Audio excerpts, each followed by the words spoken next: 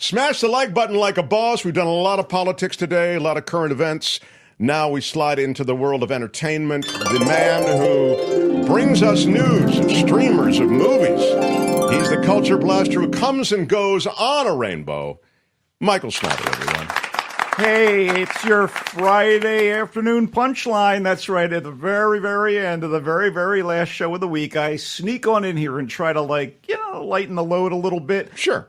Mark, in the wake of the new breaking competition, L.A. Mayor Karen Bass has petitioned the IOC to rebrand the Los Angeles Olympics as Olympics 2 Electric Boogaloo. Apparently, they're also naming Shabadoo and Boogaloo Shrimp as team coaches. I'm very, very excited about this. Working the topical, very good, Michael. We were talking about breaking, and now you've worked in some material. Absolutely.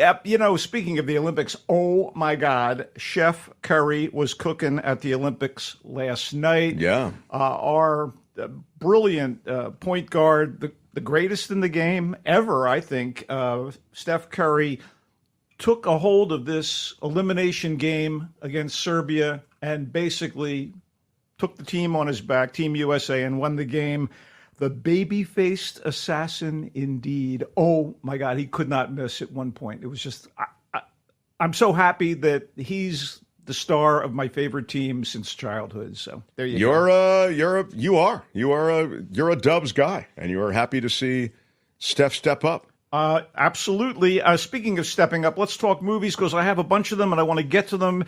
Let's kick things off with another movie based on a video game. These things seem to be multiplying like rabbits with toggle switches or something.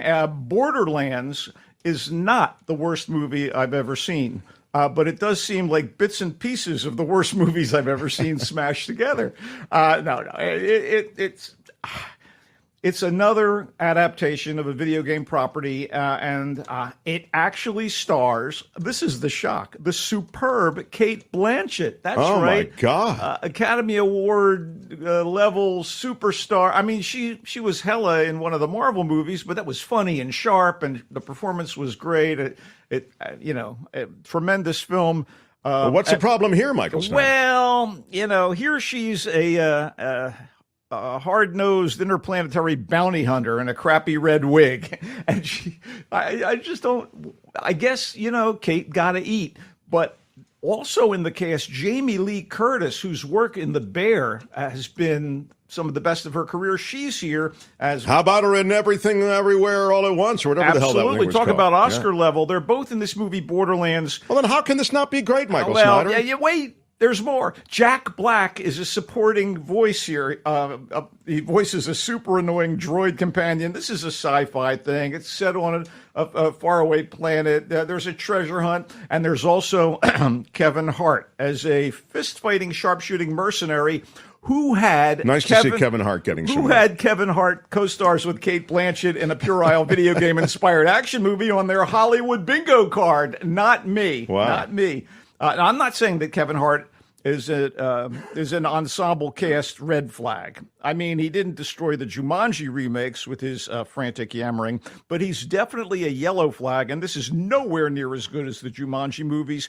What's even most perplexing is the presence of modern horror maven Eli Roth, the guy who did The Green Inferno. Did he direct it or what? Cabin Fever, Hostel, the remake of Death Wish. He's directing and co-authoring this noisy, repetitive, unfunny mishmash. Wow. Okay, so let me just give you the deets and then we'll move on. Okay.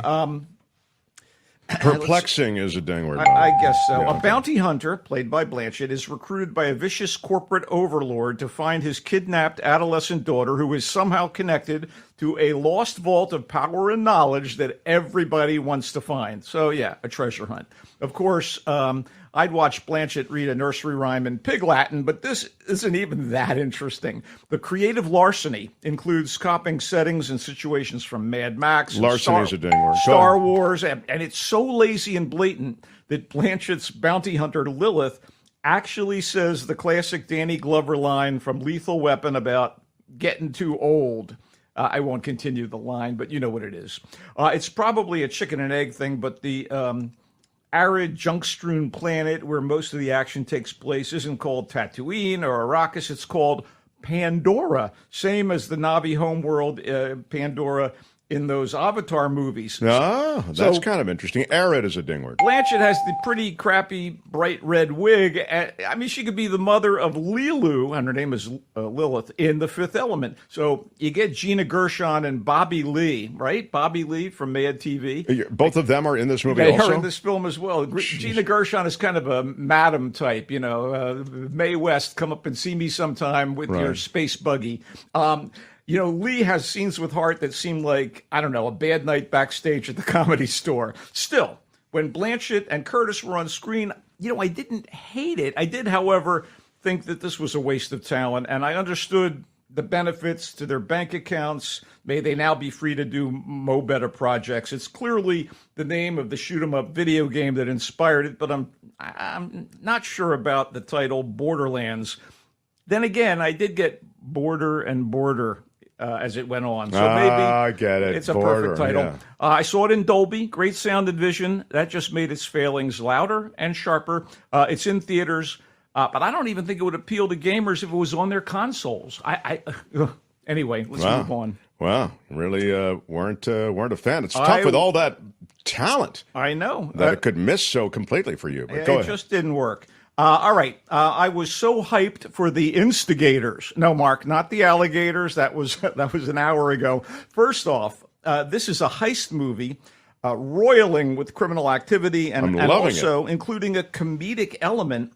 It stars a guy named Damon and a guy named Affleck, and it's directed by Doug Liman, who has made more than a few favorites of mine, including The Bourne Identity, Swingers, Edge of Tomorrow, and this year's butt-kicking remake of Roadhouse. So, dude, if this isn't good, I will be astounded. Damon and Affleck play two types of working-class guys. Oh, decent my God. Ex-military Please guy, tell me this is good. Rory, and feckless ex-con Cobby, and they're caught feckless is a ding word. They're caught up in robbing the election night party of a corrupt and deeply entrenched Boston mayor. Oh, I forgot to tell you. That's Matt Damon and Casey Affleck, since Ben Affleck, who was a producer on the film, was probably, wrapped up in a new divorce proceeding or something. How dare you bring his personal life into this? Well, it's beneath you. I can't help myself. What a supporting cast. Hong Chow as Rory's VA psychotherapist. Alfred Molina as a baker who was also a mid-level mobster. Michael Stolberg as the baker's mob boss. Ron Perlman as the amoral mayor. Ving Rhames as a cop in the mayor's pocket. And the great British actor Toby Jones as the mayor's counsel. Wow. Too bad they're let down by a pedestrian script. Oh, no! You're kidding again? All that pedigree and then... I wanted zingers, Mark. The comedy was flat. I wanted a nail-biting heist. The excitement level was minimal. Okay. It's certainly not terrible. Like I said, that Matt Damon, Casey Affleck back and forth is enjoyable. They have good chemistry. The banter is still good with brother Casey, same as it is with Ben when Damon works with him.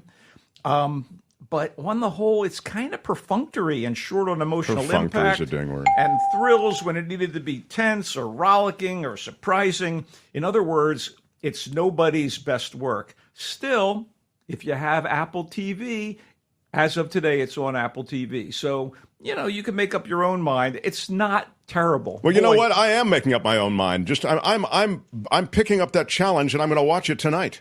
All right. And I you know what? If I disagree with you, I intend to send you a very angry text in capital letters. But remember, I said not terrible. It's going to be on all the posters. Okay. Not terrible. Michael Snyder, The Mark Thompson Show.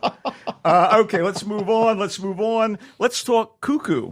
This week's designated horror movie, which actually incorporates mystery and science fiction. It stars Dan Stevens, a fine British actor with masterpiece theater bona fides. He was the aristocratic Matthew Crawley on Downton Abbey. Oh, yes. For example. He's also made himself at home with genre work, like starring in Marvel's super hallucinogenic Legion series and co-starring in the very good recent vampire ballerina movie Abigail. In Cuckoo, he plays Mr. Koenig, a solicitous but sinister owner Solicitous. of an alpine resort in Germany, where he is also pursuing his passion as a nature lover in conjunction with a nearby clinic and research team, of course. Yeah, when you hear clinic and it's a horror movie, you start to get a little uneasy, right? Yeah. Okay. So against her will, Gretchen, a sullen 17-year-old girl played with a delightfully punky sneer by actress Hunter Schafer, is moving from America to a new home in the Alps with her father, stepmother, and her mute stepsister. Dad is employed by Mr. Koenig, who offers Gretchen a job as a clerk at his resort, and she's not crazy about any of this. And she gets even less pleased with her new situation when she starts hearing weird sounds from the woods and seeing odd things around her. You know, creeping, dread-inducing horror movie stuff. You know what I'm talking about. Wow. By the way, you may know Hunter Schafer from Euphoria. Anyway, terrific actress. Okay. Anyway, what's Mr. Koenig's interest in Gretchen and her family? That would be telling. In any case, I liked Cuckoo a lot, to a point. Written and directed in very stylish fashion by Tillman Singer. It's freaky and frantic, even if it's not particularly frightening, other than a couple of jump scare moments. My big caveat is that the third act gets confusing in regards to the movie's mythology and the antagonist's ultimate goal, which kind of diminishes its impact. I mean, I didn't mind the weird journey until that point. I just need stories to kind of make sense on their own terms, and that requires efficient world building, which is where Cuckoo fell a bit short. No matter. Stevens whacked out Mr. Koenig was reason enough to get Cuckoo, so to speak. Wow. It is. So you kind of liked this one. I did. It just let me down a little bit in the But it third is act. horror. Of a sort. Of a sort, but it's not gory horror. It sounds like it's more psychological horror. Yeah, it is. But there are science fictional elements and mystery aspects to it. So it's not that simple to just say it's a horror movie. All right. Okay, let's move on to something a little more grounded. I mean, in a lot of ways. Good One is so simple in its storytelling and so satisfyingly visual and so gratifying in its performances and its execution while addressing complex relationships and feelings. It's a bit of a rarity. I mean, this first feature film, written and directed by India Donaldson, is about a 3-day hiking expedition in the scenic Catskills, undertaken by a professionally successful and somewhat bohemian New Yorker named Chris, with his college-bound 17-year-old daughter Sam and her his longtime friend Matt. Matt is an actor scrambling for roles and dealing with being a single parent after a divorce. And in fact, Matt's son is supposed to join them on the Catskills run, but he bails out, changing the dynamic between the three remaining hikers. And that makes for some very interesting and revealing moments. So it's Matt, Sam, and who? Matt, Sam, and Chris. Okay. So over the course Sam of the trip... is a woman. Is a 17-year-old girl. Yeah. Okay. Over the course of the trip, I guess it's short for Samantha. Over the course of the trip, Thank you. The bonds of friendship fray a little bit. I mean, these guys have been friends for a long time, but clearly they are kind of delicate around one another regarding certain aspects. Sure, of I'll their ding lives. Fray. Fray's good. Okay. Yeah. The trust between father and daughter is broken a little bit. This movie is subtle while being deep, and it's helped by impressive naturalistic performances by Lily Collius as Sam. I'd not seen her before. She's quite good as the kid. That reliable pro, James LeGros as Chris, and Danny McCarthy as Matt. It's in selected theaters. I give a Good One high recommendations, high marks. I thought it was well done. Okay. It also doesn't. It's not a big, overwhelming film. It's an intimate film on many levels, despite being set in the beautiful territory of the Catskills. It takes on relationships and complex aspects to those relationships. Isn't that what you said? I am. Okay. I am. You're standing totally by on that. board with that. Yes, Okay. that's it. That is your testimony, sir. Yes, sir. It is. What's next? Directed by James Marsh, Dance First is the largely black and white, time-shifting, slightly surreal biopic about Samuel Beckett, an innovative writer who was eventually honored as a Nobel Prize-winning playwright As most literary luminaries know, Beckett was the man who wrote the seminal Theater of the Absurd play Waiting for Godot. Sure, seminal and luminary both, please. But as Dance First reveals, his life was considerably more than that play. In fact, it was informed by the coldness of his mother, the kindness of his father, his salad days in Paris as an assistant to the beloved and prickly Irish literary legend James Joyce, the guy who wrote Ulysses, among other things. And Beckett also had a risky stint as a member of the French resistance in World War II. And so we learn about a lot of this in Dance First. But as Dance First suggests, he was also an adulterer whose relationships with the opposite sex were problematic. Oh, please, that's not. With the applause for the adultery. My goodness. And I'm sorry, he everyone. was burdened by self-loathing. Tony, please. I mean, that's very surprising from you. Thanks, Tony. Gabriel Byrne is terrific as the elder Beckett. Aidan Gillen is also fine as James Joyce, as are the veteran French actress Sandrine Bonnaire as Beckett's wife Suzanne, and Maxine Peake as his lover and sounding board Barbara Bray. There's kind of a surreal framing device here, courtesy of screenwriter Neil Forsythe, wherein Beckett converses with himself in a strange cross between, I don't know, like a stone cave and a temple of the mind, I guess. No quibbles with the performances, the cinematography, or the direction, but the script never really tells us that much about the nature of his work and how that was impacted by his life. It's all by implication, I guess. But I did learn a lot about Beckett that I did not previously know. And Byrne, Gillen, Bonnaire, and Peake are so good. And that's enough to make the experience of watching Dance First very worthwhile for me. It's in select theaters this weekend and available for streaming next Friday. Dance First. Very good. Keep going, kid. Okay, I'm going to squeeze in another real quick. film here. Ian Glenn of TV's Game of Thrones and Titans and numerous other dramatic endeavors stars in The Last Front, a pretty decent World War I drama set in and around a Belgian village being overrun by the Kaiser's forces. That would be the Germans.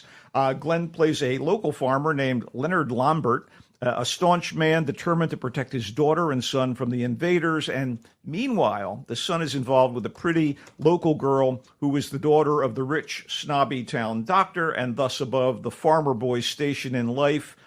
You know, at least that's what Leonard thinks, which causes a little bit of friction there.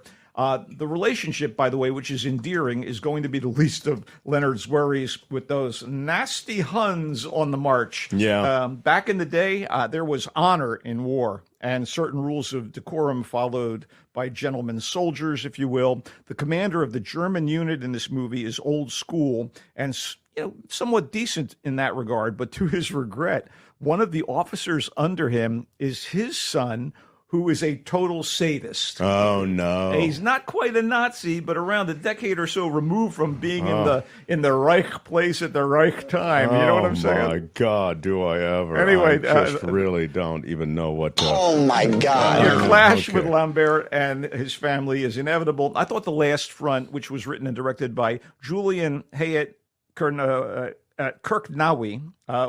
decent of kind, unlike that vicious German officer, not decent at all. Oh, so you did like it, The Last I Front? thought it was okay. Right. It's not ground shaking, but I thought it was made with a lot of attention to detail and a lot of compassion, and there are emotional elements to it that I was caught up in. It is in select theaters. I just want to say in closing and quickly, because our friend Tim Sika turned me onto it, there is a documentary out now called Made in England, the films of Powell and Pressburger.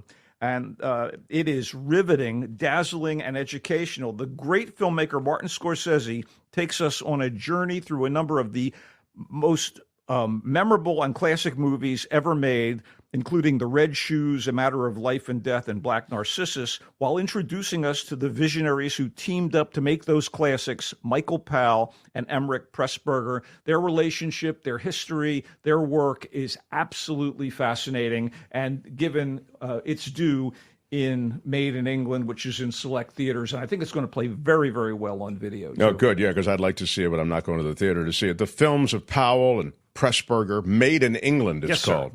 Riveting and dazzling, says Michael, and informative.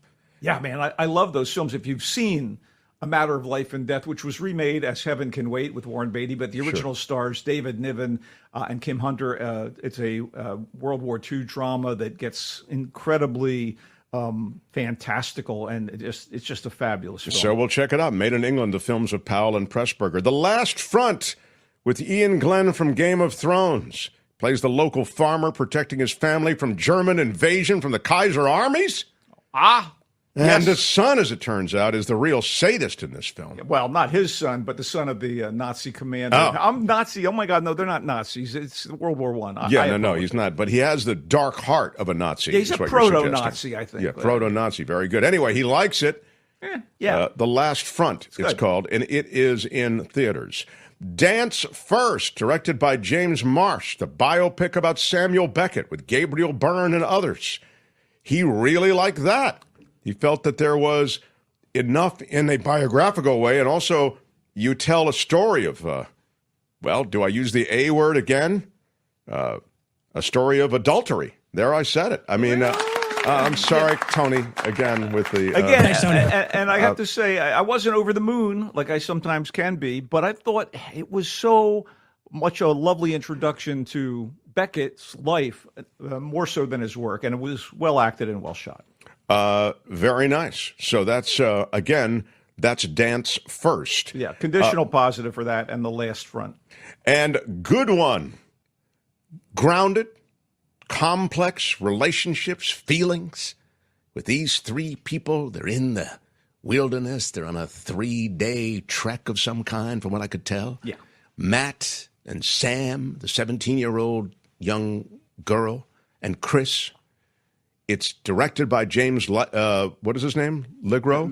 No, James Legros is in it, but it's directed by... Well, who directed it, Michael? I need to know who directed it. A charming, I assume, young woman, maybe not so charming, because she sort of nails this down.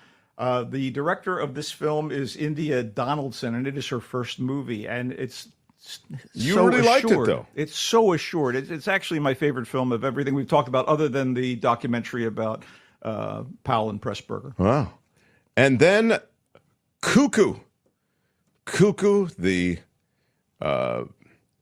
teen who moves to the Alps or something. Is that it? Yeah, she's forcibly relocated from her home in America by her father, her estranged father, and she has to move in with her stepmom. They live at a resort. Stepsister. And the resort is what? It's kind of haunted. No, but it's a horror movie. It's kind of a front for something going on. For something awful going on, isn't it, Michael? Something unsettling going on. All right. Cuckoo is that movie. The Instigators is another film. Matt Damon, Casey Affleck, directed by Doug Liman. It's got Hung Chow in it, Alfred Molina, Ron Perlman, Ving Rhames. How could it miss? Don't forget Toby Jones. What can I say? I cannot believe this isn't going to be great, Michael. Why are you yelling? Is it possible that you yourself might have been having a bad day when you saw this and don't realize how great a movie this is? Why are you yelling? It's just surprisingly drab compared to, all the firepower there. All right. Drab's a ding word. That's The Instigators. Anyway, It'll be on Apple TV this weekend. Borderlands is the first movie that Michael started with, and it's another adaptation of a video game property. Cate Blanchett, Jamie Lee Curtis, Jack Black, Kevin Hart, Gina Gershon, and Bobby Lee, directed by Eli Roth. How is this not the greatest movie ever? Why are you yelling? It just isn't. And that wig, Kate, my God, you should really talk to your hair and makeup people. I'm disgusted that you're disgusted. Your disgustingness has actually rubbed off onto my being disgusted. Well, I occasionally find a film to rave about, and that just isn't one of them. Borderlands, again, with all of those great people, is in theaters. But, Michael, you've left us a couple of nuggets. You've left I thought Dance First is a nugget. Interesting. Yeah. Revealing. And Made in England, the films of Powell and Pressburger, real nugget. Right. Good one, a lovely good one. You liked it. Personality profile. Yeah, for a first film. And Cuckoo, for 2/3 of it, pretty cool. So it's not all bad, but, Okay. you know. We may check it out. Michael, we'll check out your stuff at The Voice of San Francisco. Yeah, thevoicesf.org. An article coming up shortly about a couple of TV shows we've discussed here on the air, the Decameron and also A Good Girl's Guide to Murder, both of which I enjoyed immensely. We do a little piece on them. And there's other things in the archive, including something about the corporate machinations of the guy over at Max and Warner Brothers Discovery. So yeah, machinations is a thing. Yeah, I'm seeing with Courtney, we've been watching Sunny, which is the Apple TV thing. It's a series with Rashida Jones. Right? Rashida Jones, and I think you recommended it. I enjoyed the first season. Yeah.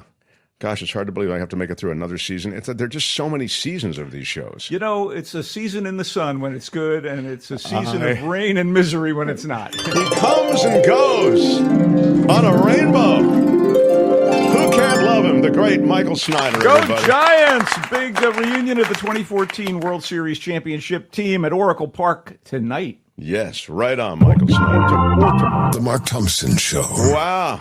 All kinds of love for Michael Snyder in the chat.